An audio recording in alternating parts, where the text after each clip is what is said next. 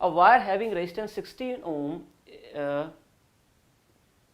is stretched to double of its original length, the new resistance. Now once you see the stretched, this is stretched, it means R will be equal to R dash will be equal to n square R, so it will be double its length, so 4 times R. What is initial resistance? 16 ohm, so 16 into 4, so that is 64 ohm. That's all. Now let's go to the next one.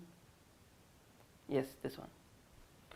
So which of the following graphs correctly represent the variation of mobility of electrons with the applied electric field in a metallic conductor? So mobility, my dear friend, is mobility is basically drift velocity upon electric field. Mobility is nothing but drift velocity upon electric field. It is the drift velocity acquired by the electron per unit field electric field applied. So we know how do we write drift velocity.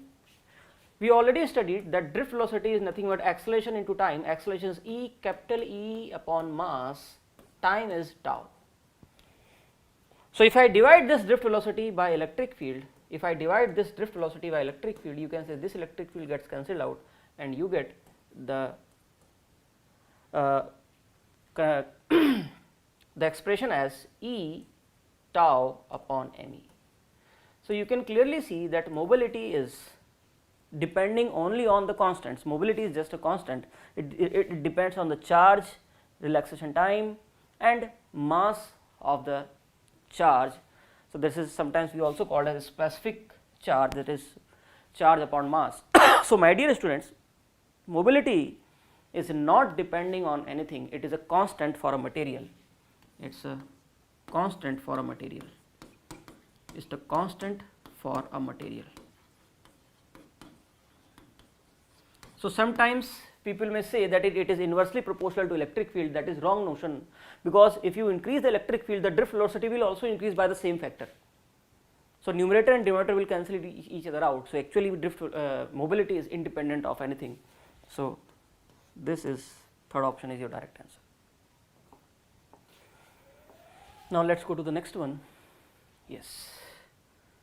In this case, what they are saying, the drift velocity of free electrons in a conductor is V.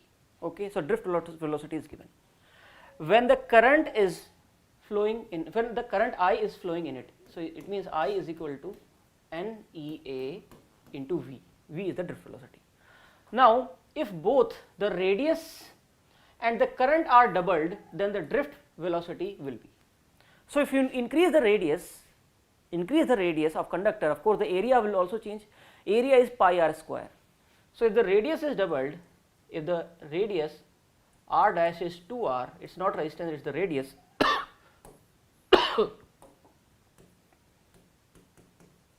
Then the area a dash will become 4a, because area is pi r square. Area is pi times r square. And also you have doubled the current I dash is equal to twice of I. So let us put the values. So I dash will be equal to no change in N, no change in E, only A dash and V dash. So I dash is 2I will be equal to N E times area is 4 times A times V dash. So clearly, my dear students, you can clearly see from here that N E A times V dash is equal to I by 2. So clearly you can see that the initially I was NEA times V, so your drift velocity has been reduced to half because the current effectively, so the correct answer in this case will be. So once you know the relation, these questions become very easy for you to solve. Now let us go to the next one. This one.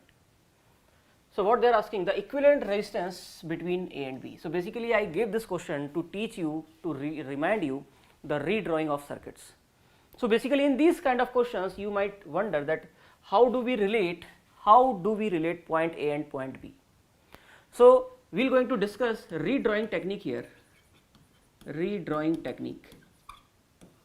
So what is redrawing? What is step 1? Step 1 is identify nodes. identify nodes. What are nodes? Nodes are the junctions where two or more than two branches meet. So you can clearly see how many junctions are there. This is a B, this is a junction, this is a junction, and these all are the junction, and of course A is also a junction. Second, determine or assign unique voltages. So basically, my dear students, you can see there are 1, 2, 3, 4, 5 nodes. You can also say that this one is also node, 6 nodes. But we don't have to redraw 6 nodes, because when 2 nodes are directly connected with a conducting wire, they are same nodes. If 2 nodes, 2 junctions are directly without any battery or resistance, they are directly connected via conductor, it means they have same potential, because conductor has equipotential. So this B and this point is directly connected with the conductor, my dear student. You can see the conductor directly. So this point can be treated as B only. This is also B only, and this is also B only. Okay. Now the another point A would remain A. Now the node in between them is neither directly connected to A directly. No conductor is directly connecting this point, middle one, with A or B. So we call this as C. So basically there are 3 unique nodes. 3 unique nodes. Although there were total 6 nodes, but out of them 3 are unique. Now you have to redraw. The step 3 will be redraw. So just how do we draw?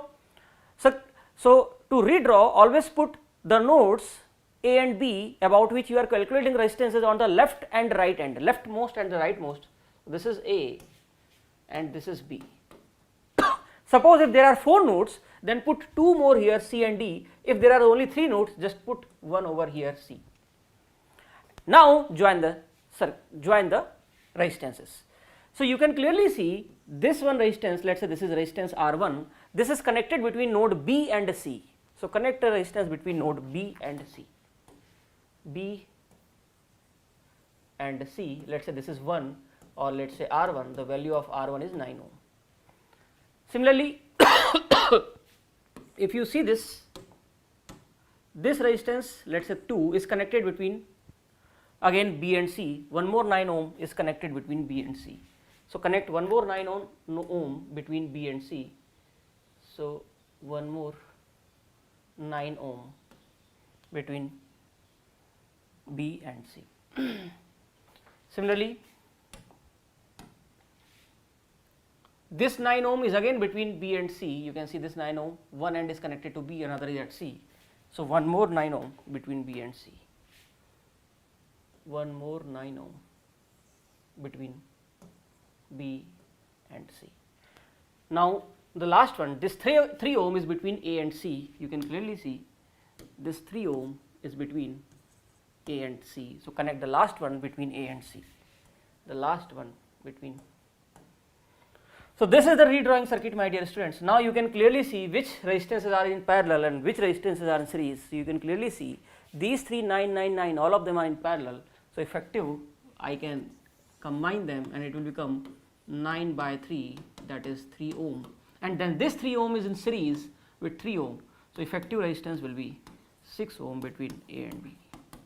So this is the technique of redrawing circuit, very powerful technique and very useful technique, my dear students. You must remember this. Now let us go to the next one. So in this question, what is given to us is a current in a wire varies with time according to the relation I is equal to 3 plus 2t. I is equal to 3 plus 2t ampere. Okay. The amount of charge passing through a cross section area of the wire in time interval t equal to 0 to t. So basically they are asking us charge from time interval 0 to 4 seconds. So in this question, of course, if you want to write the charge from current, you have to use the first equation dq by dt. As we know, current is dq by dt. Why I am using dq by dt, my dear students? Because current is a variable. Otherwise I would have just multiplied the current by time. but in this case the current you can see is depending on time t. So, it is varying with each moment. So, I have to integrate instead of just multiplication. So, dq by dt is equal to 3 plus 2t. Now, you can take dt over there. So, this will become dq will be equal to 3 plus 2t times dt, and then integrate 0 to q, and this will become 0 to 4 seconds. So, by solving this we get q minus 0 will be equal to 3t plus 2t square by 2, limit 0 to 4, this 2 gets cancelled out. So, this will become q will be equal to 3 into 4 12 plus 4 into 4 is 16. So, that is 18 coulomb. So, what will be the charge in time t seconds? So, 4 into 3 is 12, sorry not 18, this is 28 coulomb. So, correct option will be A, 28 coulomb. So, you can see how the questions are coming, and you just have to relate current with the given definitions and proceed, that is all.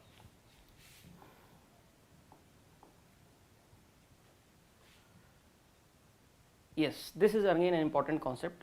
Basically 2-3 questions have come from the concept of color coding. Color coding of resistances. This is very important. You can see from NCERT. I am just going to write the Baby Roy of Great Britain. Baby Roy of Great Britain. Of, you do not have to write the verbs, or you just have to write the basically nouns. Baby Roy of is not there. Great Britain. Having, you do not have to write. Very good wife. Okay. So, it starts from black, brown, because there are basically 3 B's. So, you might get confused, sir, which B will come, black, brown or blue. So, it is first black and final is basically white. So, first is black, darkest one, and then less dark one is brown, and then blue. So, this B is blue. Rest you can remember. One more thing here is, you can see this green is also coming twice. So, one of is G, one of G means green and one of the G means grey. So, now you can understand the grey would remain with white, near to the white, and green would remain in between. So, this green, this is green and this is grey. Rest I think are not difficult to understand. Black, brown, R means red, O means orange, Y means yellow, G, this G means green, then this B means blue, violet, grey, white. Okay. So, now just assign them the values. This is 0, this is 1, this is 2, this is 3, 4, 5, 6, 7, 8, 9. So, these are nothing but the digits. Okay. So, what is given here? The first one is white. The first two, identify the first two. So, one is white, means the first digit will be white is 9, and the second one is given as brown. So, brown is 1, okay, and third one is red. So, red is basically 10 raised to power 2, and silver. The last one, my dear student, this silver, sometimes they give silver, sometimes they give gold,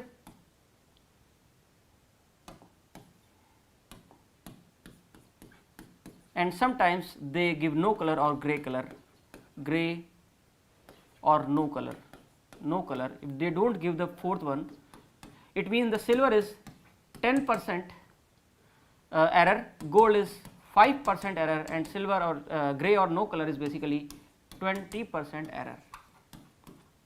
Okay.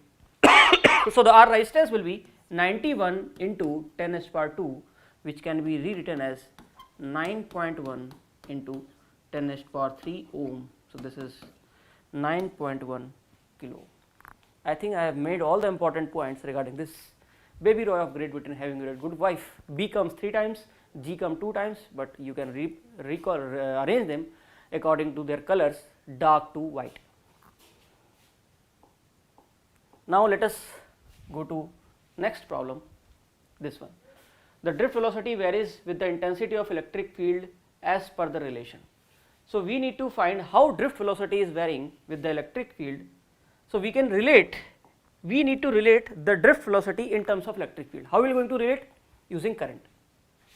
So we know drift velocity is basically NEAVD, sorry, current is equal to NEA times drift velocity, and also current is J into A, and you can relate J as sigma into E. So now this is how we can relate drift velocity in terms of electric field. So I will be equal to J times A will be equal to NEA VD. J can be written as sigma E into A will be equal to NEA VD. This A gets cancelled out, this rest all are the constants, and you get drift velocity as sigma upon NE. These are, my dear students, these are nothing but the constants times electric field. So this, from here you can see drift velocity is directly proportional to the electric field. Directly you can remember first option. Basically you can also relate it from the basic definition of mobility. Mobility is drift velocity per unit electric field. So drift velocity can be written as mobility times electric field. So from here also you can relate that drift velocity is directly proportional to electric field, because mobility is also a constant for a given material. Now let us go to the next one. This one is easy. Basically electric intensity, electric field, and we have to J is current density, and we have to relate with a specific resistance. A specific resistance, as I told you, is nothing but sigma 1 by sigma. It is nothing but the resistivity of the material. So we know the relation between J and E. J is equal to sigma E. So you can relate J equals to sigma E. So J is also equal to E by K. So E can be written as K times J. So directly E equals to K times J, option number 2. Now this one, the relaxation time in conductors increases with the increase in temperature. Wrong. Relaxation time is the time interval between collisions. So if you increase the temperature, more number of collisions will happen in the same time. So more collision takes place in the same time. It means it will be lesser time between two consecutive collisions. So wrong. D is decreases with increase in temperature. Yes. If you increase the temperature, the relaxation time decreases in conductors, semiconductors, everything. It does not depend on wrong. All of sudden changes at 400 wrong. Only it decreases with temperature. A wire resistance R is divided into 10 equal parts, and then these parts are connected in parallel. So basically now this time try to, we are not stretching, we are dividing, we are cutting it down. So 10 parts, so it means R dash would become R by 10. So you have divided into 10 parts. So length will be divided, so each resistance would have R by 10. Now these parts are connected in parallel. So when you connect all of these in parallel, that will become N times R dash. So basically 10 times, sorry, not. So when you connect them parallel, this is R dash by N, so that will become R by 10 by 10, so R by 100. So basically whenever you connect resistances in parallel, resistance decreases. If they are equal, then you can just divide them by the number of resistances you have connected in parallel, that is R by N. So clearly R by 100 is 0.01 R. Now the next one, what is given to us here is two wires of equal diameters of resistivities rho 1 and rho 2 and lengths L1 and L2 respectively are joined in series. The equivalent resistivity of the combination is. So basically there are two materials of same area but different length. So let us assume these are the two materials of the same area but different length L1, L2 and different resistivity rho 1 and rho 2. Okay. So because they are connected in series, we can write R equivalent as R1 plus R2 will be equal to R1 is rho 1 L1 by A1, not A1 because areas are same, so you can just write A by A plus rho 2 L2 by A.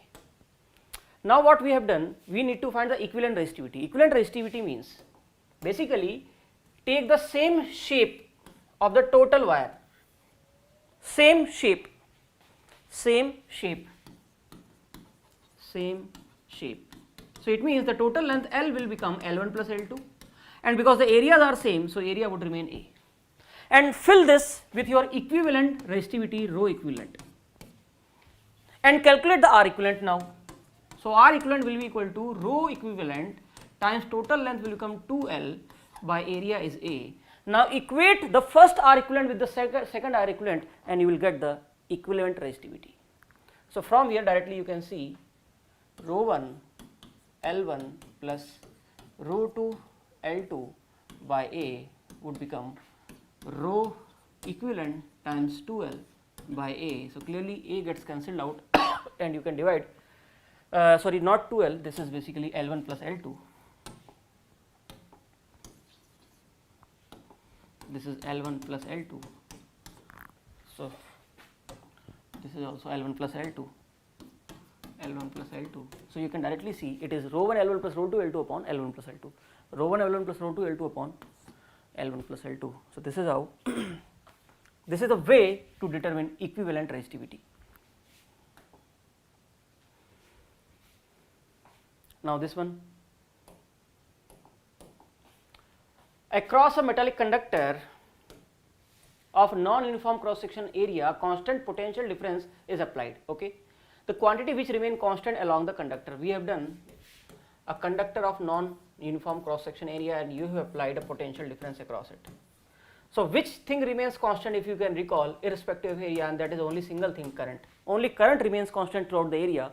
J decreases, drift velocity decreases, electric field also decreases, everything decreases. So only the thing is electric current, rest everything will change. Current density will of course decrease, drift velocity will decrease, and because the drift velocity will decrease, the electric field applied will also decrease. Everything will decrease if area is increased, current will remain constant. Okay, very important. Now let us go to the next one. Okay, this is the last one. So this is how we complete the first section of electric current. Now we will go into the next section where we are going to talk about the combinations of batteries.